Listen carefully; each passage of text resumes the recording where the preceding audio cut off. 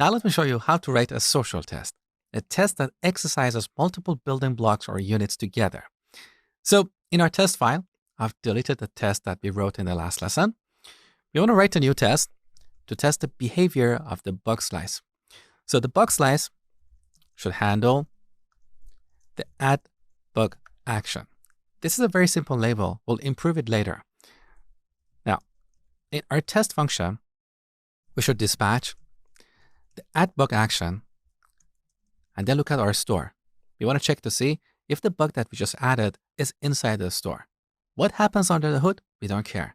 We don't care how many actions or reducers or middleware are in play to make this happen.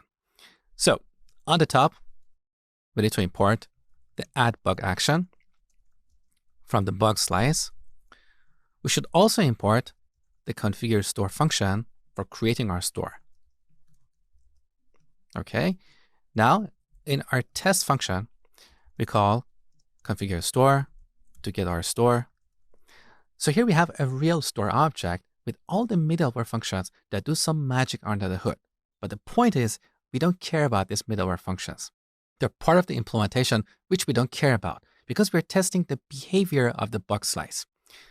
So now let's dispatch an action, add bug. Here we should pass a bug object.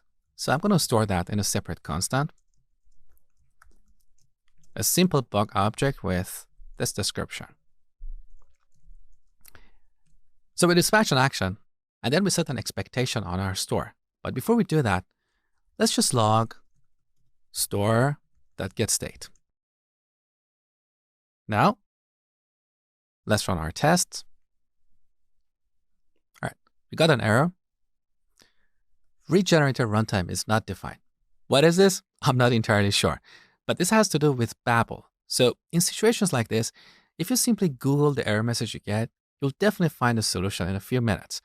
In this case, we need to install a particular Babel plugin to solve this problem. So let's install @babel/plugin-transform-runtime. We want to install this as a development dependency because it's only used for testing. So -D. All right, good. Now we need to go to our Babel configuration file and register this plugin. So let's go to babel.config.json. Here we add another key value pair. It's called plugins. And in this array, we type the name of the plugin that we just installed. So @babel-plugin-transform-runtime. Save the changes. Let's run our tests one more time. All right, we don't have an error, but look at our store. We have entities, bugs, list. Our array of bugs is empty. Here's the reason. When we dispatch this action, we deal with an asynchronous operation.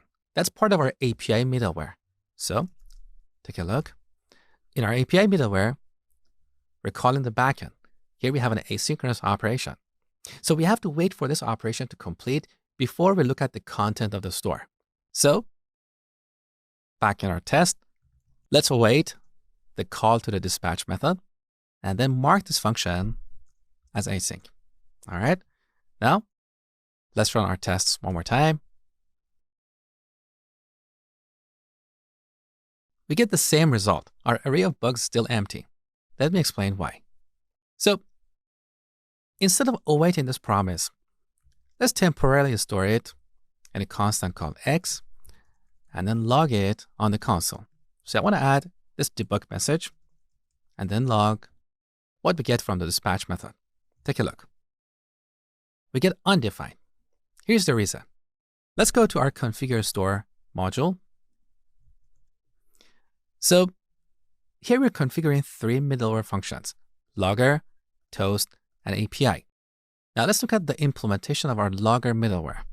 So logger. In this function, we're calling the next middleware function, but we're not returning any values. This is the reason we got undefined in our test function. Because our API middleware returns a promise, but we're not returning that object from the logger middleware. Remember, in our configuration, logger comes first, then we have the toast middleware, and finally we have the API middleware. Let's have a quick look at the API middleware. So this middleware returns a promise because here we're using async. Now the problem we have here is that the promise object that is returned from this function is not passed outside of this middleware chain. So in the logger middleware, we need to return what comes from the next middleware. So here we type return. Then we go to our toast middleware. Once again, here we need to return the object that comes from the next middleware. That is our API middleware, okay? Save the changes. Let's run the test again. All right, this time we got a promise. So back to our test function. Let's await this promise and then look at our store. Save the changes and run the tests one more time. All right, look at our store. Now we have an array of bug objects. Instead of logging the state on the console, let's set an expectation. So expect store.getState, then we go to entities, and then bugs, and finally list. This is an array, right? Here we can use another matcher function called toHaveLength. With this matcher, we can check to see if this array has the length of 1. Now, let's run our test again. Our test passed, beautiful. So this is how we can test the behavior of this module. Now here's the interesting part. If we change the implementation of this module, our test's still gonna pass. Let me show you. So we go to our bugs module. Let's rewrite the add bug action creator with a different implementation. So export constant add bug. This function should take a bug object and return a function with 2 parameters, dispatch and getState. Now in this case, we don't care about the second parameter, so let's simplify this code. All right. Now in this function, we should make an API call. So access the request. We set the base URL to HTTP localhost port 9001/API.